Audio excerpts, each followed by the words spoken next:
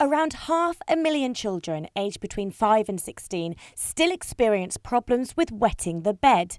According to a new survey from Ferring Pharmaceuticals that spoke to thousands of mums and dads, 46% said their child was not dry at night before they started attending reception class.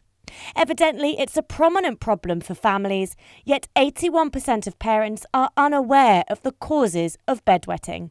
Bedwetting is a very common childhood problem. It affects around 20% of children at age 5 and around 10% of children at age 7. And it decreases through adolescence, but we do know around 2% of adults still wet the bed. Bedwetting has a number of causes, and these include making too much urine at night, a bladder that's not able to store that urine, and also a problem with the child waking up to the full bladder signals, so they don't know they've got to wake up and go to the toilet.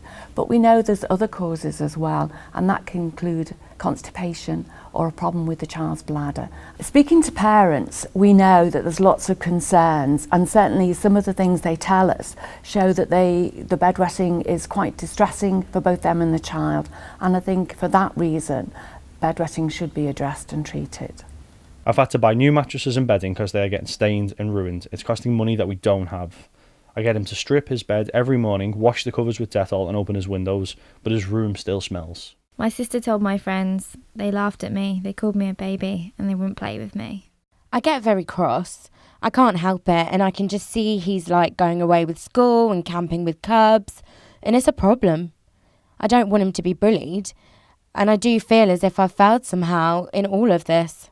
I think healthcare professionals do recognise that bedwetting is a medical condition, but I think for many children and families they're not aware of that, which makes life quite difficult for them. A lot of work's being done to assist children and families who suffer from bedwetting. The National Institute for Clinical Excellence, known as NICE, have produced guidelines around bedwetting and also minimum standards for treatment of bedwetting.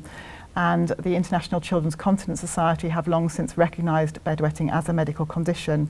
There are clinics across the country for children with bedwetting and other continence problems. Help is available. The best place to start would be to speak to your school nurse or your family doctor. We would suggest that all parents who have a child with a problem with bedwetting seek extra help, advice and support.